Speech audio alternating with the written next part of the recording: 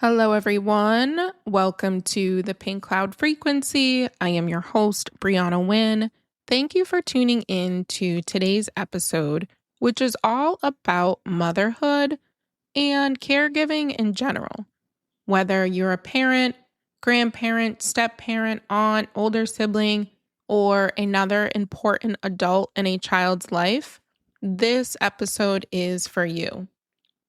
As caregivers, we want to become the best versions of ourselves, not just for our own well-being, but so we can create the best possible environment for the children in our lives to thrive. Children need emotional safety, consistency, presence, trust, and connection. And the foundation of our children's emotional safety and stability lies in our own emotional well-being as caregivers.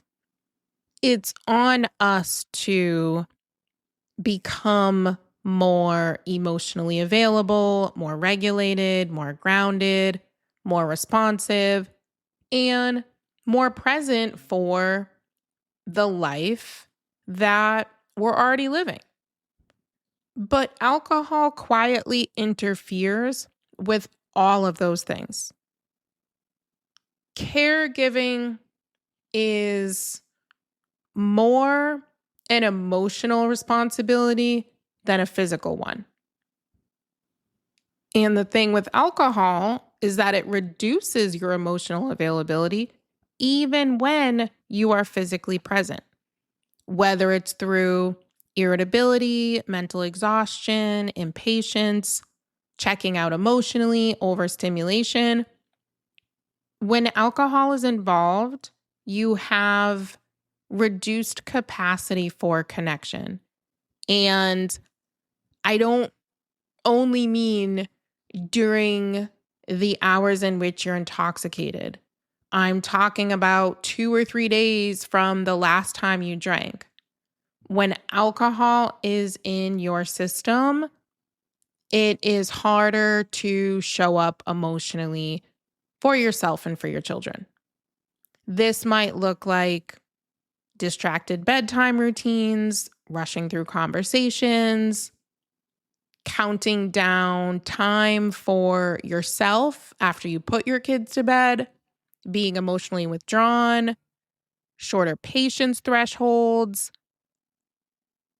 You may very well be in the same room as the children you're caring for, but still emotionally absent from the moments that you're sharing with them. This is in part due to your emotional regulation capacity. When your emotional regulation capacity is low, small stressors can feel overwhelming. Alcohol disrupts, or lowers, I should say, this capacity because it disrupts your sleep, it increases your anxiety, it increases your cortisol, so you have less tolerance to stress, it dysregulates your nervous system, and it weakens your emotional resilience over time. So parenting stress and everyday responsibilities then start to feel heavier and harder to manage. Trivial matters begin feeling enormous. All of those little occurrences that happen when you're caring for children start to feel overwhelming. Whether it's a call from the school, an email from a teacher, maybe your child lost money on a field trip, forgetting a piece of sports equipment before a game, running late because your children wait until last minute to get ready. It could be a minor incident at recess, a forgotten permission slip, your child telling you the night before a big school project is due. These are ordinary childhood moments. They're the kinds of things that you probably deal with on a daily basis, if not weekly. But when your nervous system is already depleted, dysregulated, exhausted, anxious, and affected by alcohol, those everyday situations They don't feel ordinary. They feel catastrophic. What may have been or should have been a manageable inconvenience suddenly feels like a crisis. And it's not even just the things that our children do. It's not just our kids forgetting their stuff before a game. It's that constant stream of small, unpredictable moments that just occur within a household. A couple weeks ago, I was driving my son to his hockey game and I drove to the wrong hockey rink. I didn't even check my calendar. I don't know why. I assumed it was one place. I drove there. No one was there. So then I look up, I see, oh, okay, crap, it's over here. I put it in my GPS and then I put the wrong address in the GPS. So I drove to two incorrect rinks before we got to the right one. So I tried to play it off. I tried to play it cool. But it's that type of situation that can push an already stressed system into overdrive. And that happens in the matter of minutes. Your body reacts to that overwhelm. Your heart races, your stress spikes, your mind spirals, and you become emotionally reactive. You think through hundreds of worst case scenarios, most of which are unlikely. But you do this because your capacity to cope has been eroded. Your nervous system is depleted and exhausted, and you're probably running on poor sleep from drinking. So even those small situations feel catastrophic. Somewhere between overwhelm and reaction, you lose perspective.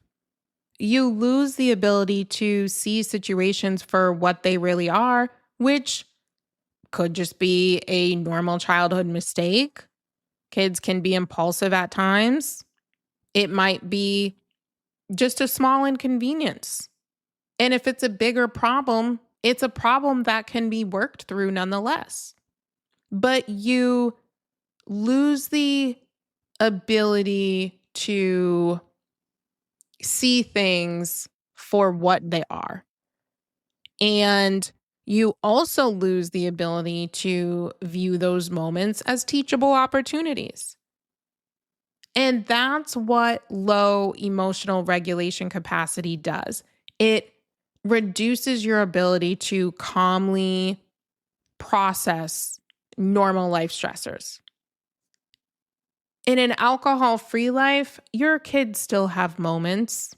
Life can still be stressful, but you become capable of handling those moments without unraveling. As a regulated parent who doesn't drink, you have a greater ability to pause, to assess situations for what they are and not catastrophize them. You're able to respond calmly. You're able to ground yourself and lead the situation rather than escalating it. And you're better able to find the lesson within the moment.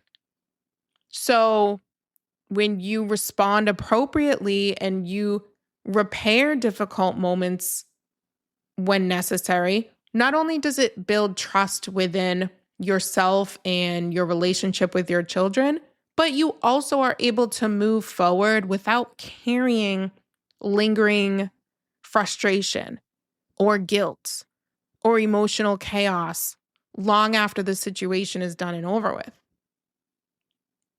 That ability to process your emotions without allowing them to consume you, of course it requires practice. But one of the gifts of going alcohol-free is that it creates the space to practice.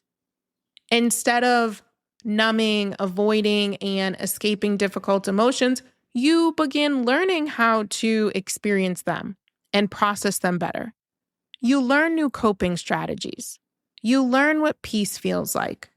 You learn that quiet time isn't boredom. And you're able to recover faster emotionally. You don't stay stuck in irritation. You don't spiral as easily. You process emotions without amplifying them. So alcohol may feel like a coping mechanism in the moment, but it actually lowers your stress tolerance. It shortens that emotional fuse, and it makes it more challenging for you to cope over time.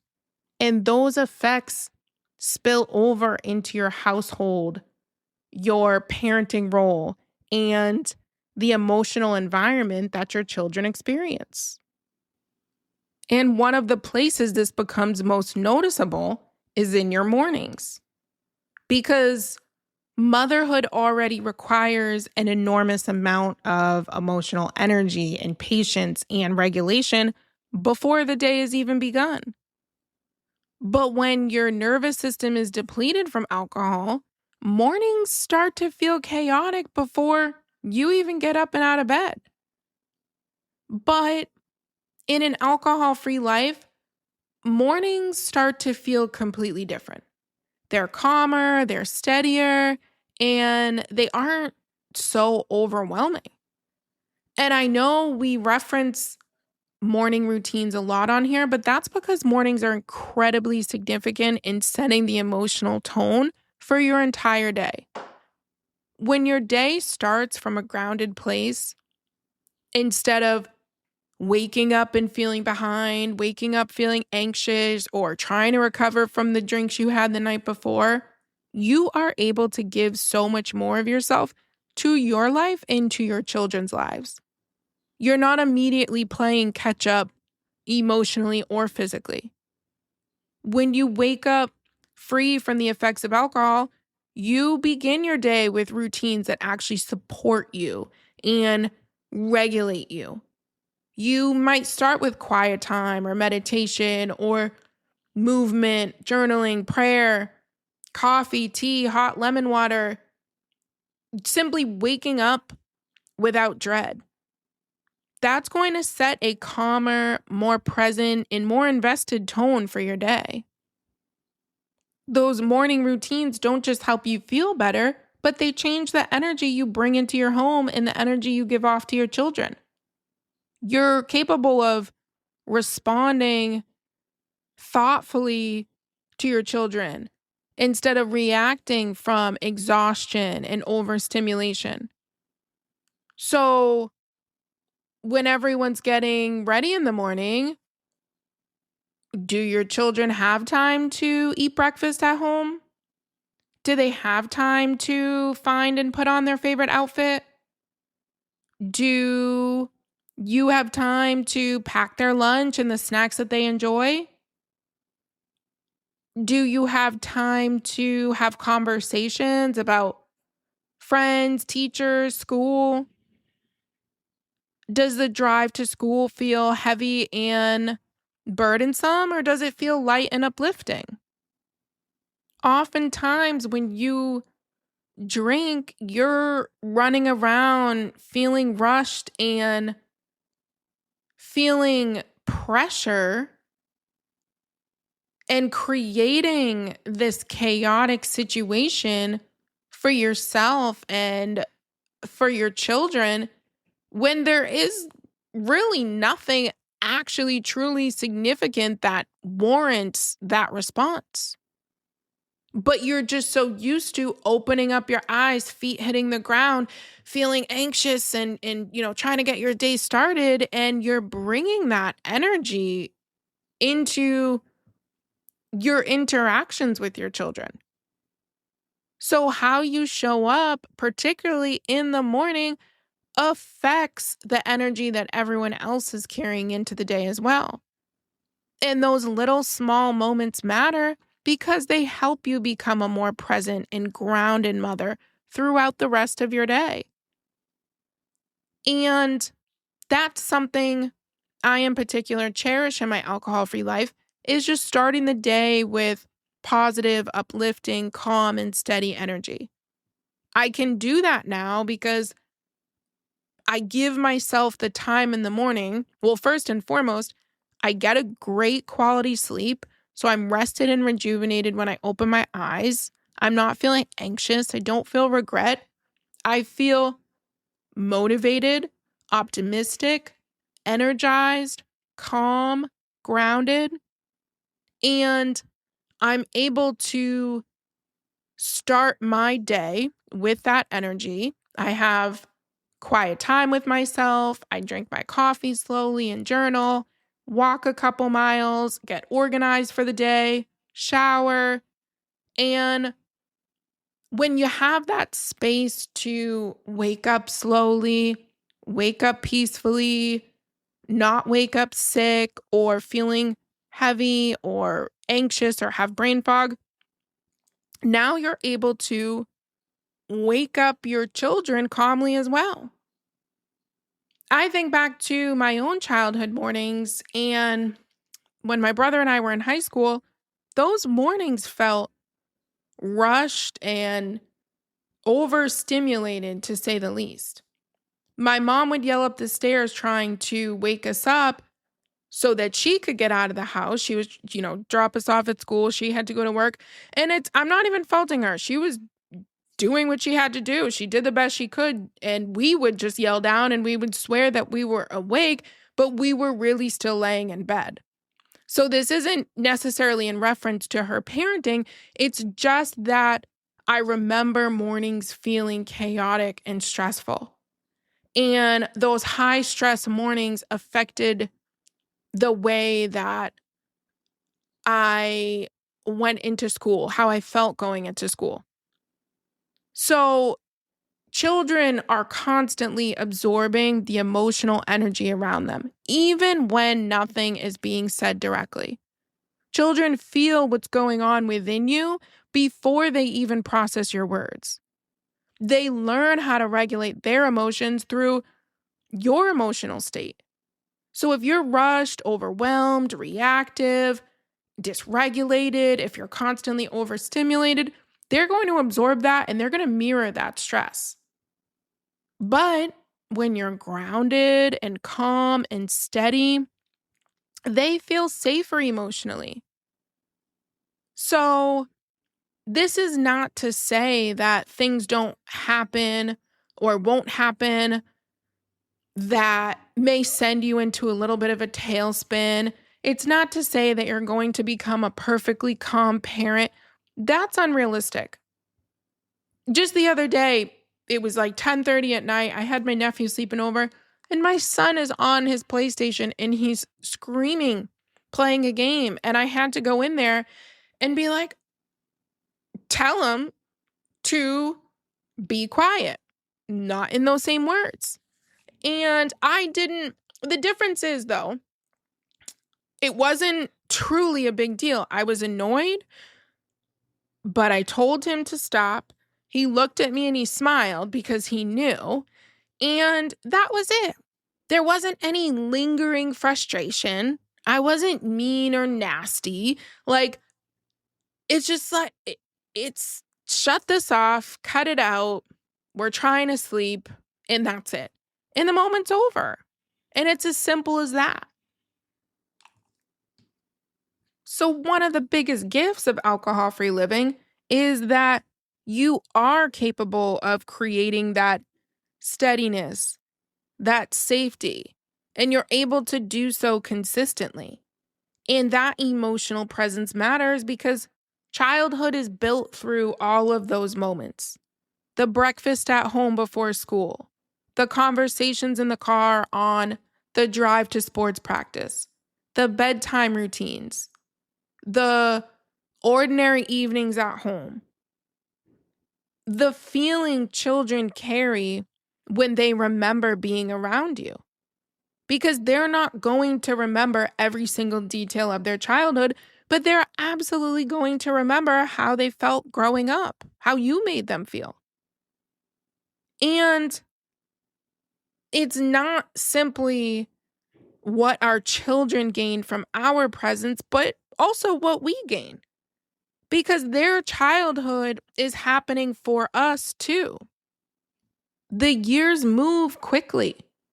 The routines become memories. Those ordinary moments, those drives to school, those are the moments that we are going to miss. And that's what brings me to memory making and presence. I don't want to dig too deeply into the science because we did explore it a bit further in the episode on is alcohol stealing your memories? But from a caregiving perspective, alcohol pulls you away emotionally from those moments that you want to remember most. It becomes more difficult to fully absorb moments while they're happening when alcohol is in your system. Let's say that you're spending a summer day at the beach with your family. Your kids are in and out of the water. They might be building sandcastles. They want you to come and see all the seashells that they dug up. You're taking pictures, you're laughing, you're swimming, soaking up the sun, and everything looks calm and connected and joyful. But as the day goes on, your attention starts to shift. And instead of being fully immersed in the beach day with your children, part of your mind starts to think about alcohol. You're starting to wonder whether or not you packed enough seltzers. Maybe you're thinking about when you should grab one from the cooler. When is a good time to pull away from the kids? You're wondering whether you're stopping somewhere for lunch and drinks after the beach.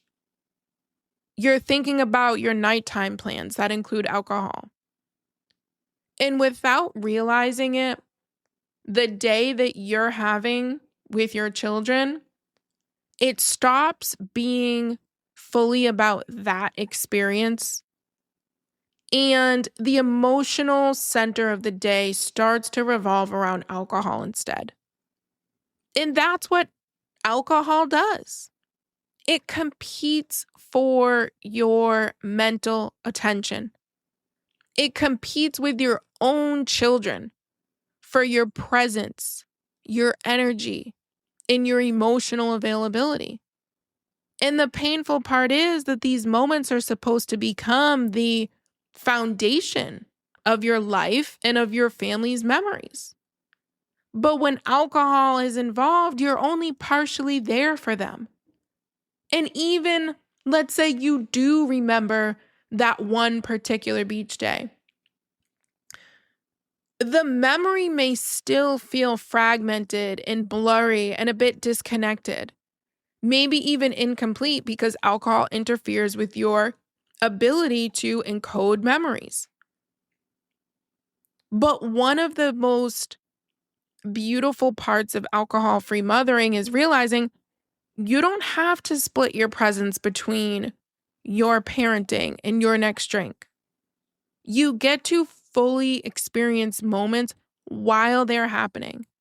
You savor ordinary moments. You building a sandcastle with your child genuinely produces joy inside of you. And you are able to remember that moment vividly. Without alcohol, life really has a way of slowing down. Your patience expands. You do find joy in those little moments. You create memories that you can recall.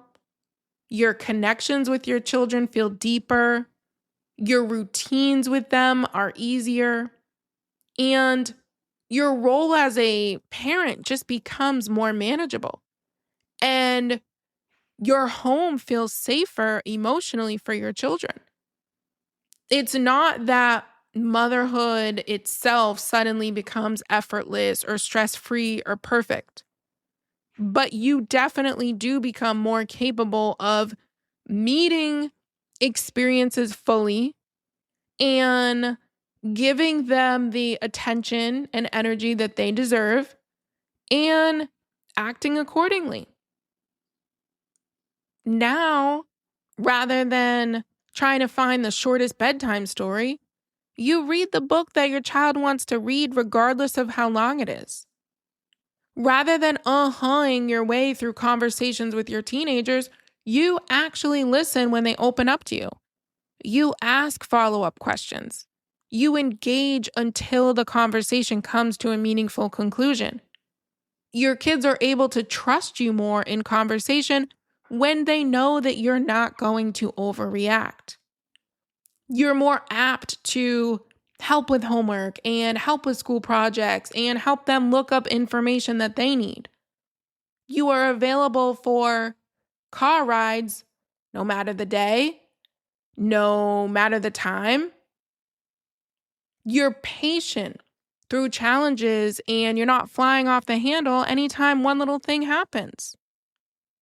So, again, I've said this before, your children don't need a perfect mother.